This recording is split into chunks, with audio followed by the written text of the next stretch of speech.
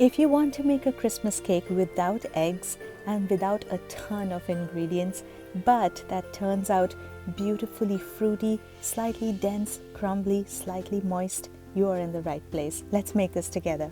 You're going to start by quickly infusing some orange flavor into nuts and raisins.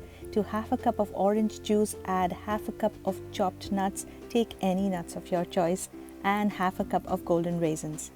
We are going to stir this over medium heat until all the orange juice has been absorbed and the raisins are going to look nice and plump.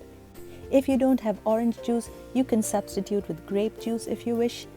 You don't really need days of soaking to get the orange flavor in. This will suffice. I'm using a 7-inch cake pan to bake this cake. You can use any shape that you like. Make sure to grease the bottom and the sides of the cake with some oil. Line it with some parchment paper, and that should be good.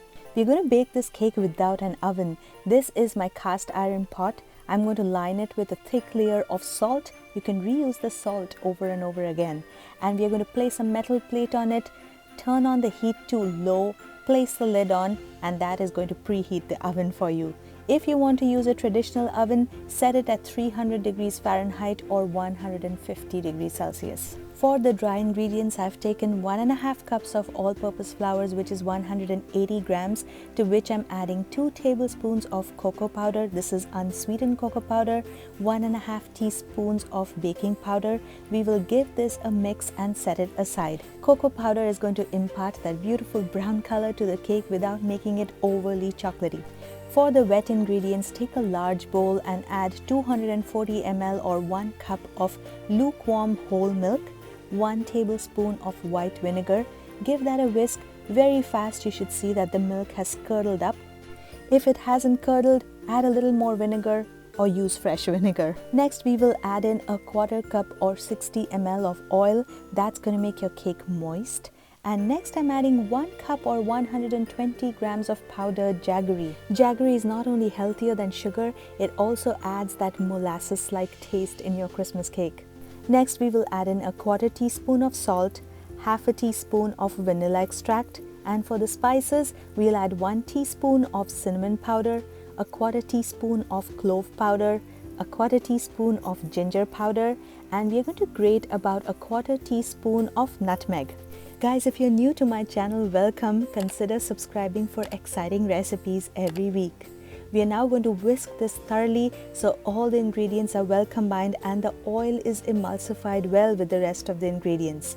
Next, we are going to add in 1/2 teaspoon of baking soda and keep watching and make sure that the mixture has become frothy and bubbly. If it hasn't, you've got to change that baking soda. And now it's time to sift in all the dry ingredients. Guys, I also have a blog. If you like written recipes, check out the link in the description. Cocoa powder and baking powder tend to form little clumps. That's why it's important to sift your ingredients in. Now we are going to mix in the dry ingredients along with the wet ingredients using the cut and fold method. Once you see no big flour pockets, you can use your whisk and briefly whisk to get a smooth batter. Don't over whisk, guys, if not your cake is going to turn out super dense. Christmas cake, we got to have our tutti frutti, and here is a 1/4 cup. Along with this, we are going to add in the nuts and the raisins that we boiled with orange juice. We are going to gently fold them in and again make sure not to vigorously mix. Doesn't this batter look rich and gorgeous? Without a lot of effort, wasn't it easy so far? We're going to add everything into our cake pan. Level it out with your spatula.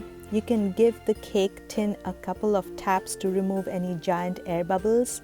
And some tutti frutti on top, some cashew nuts, and we're ready to bake this. Our makeshift oven feels slightly warm, just the way we want it. You don't want it too hot, if not the bottom of the cake is going to burn and the top is not going to cook. So let it cook slowly. It could take 1 to 1.5 hours. And in a traditional oven, it is also going to take more than an hour. Christmas cakes usually take a long time to cook. I checked after 45 minutes and now this is after 1 hour 15 minutes. A toothpick inserted into the center of the cake has come out clean. My kitchen smells of Christmas Now the cake has cooled down. We're going to gently run a knife on the circumference of the cake and demold it.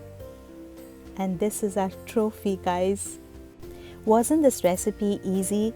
Not too many ingredients. Use any nuts that you have. Use raisins and some orange juice. You can make this at home so easily, and I promise you, you will enjoy it so much. It's hard to believe that this cake is made without eggs because the texture seems a lot like a cake that you would make with eggs. And if you prefer the flavor of alcohol in this cake, just poke some holes on the surface of the cake after it has cooled down and splash some rum, brandy or whiskey or whatever you like. Alright my friends, enjoy Christmas time, enjoy your holidays, and if you make this cake, I will be eagerly waiting for your comments.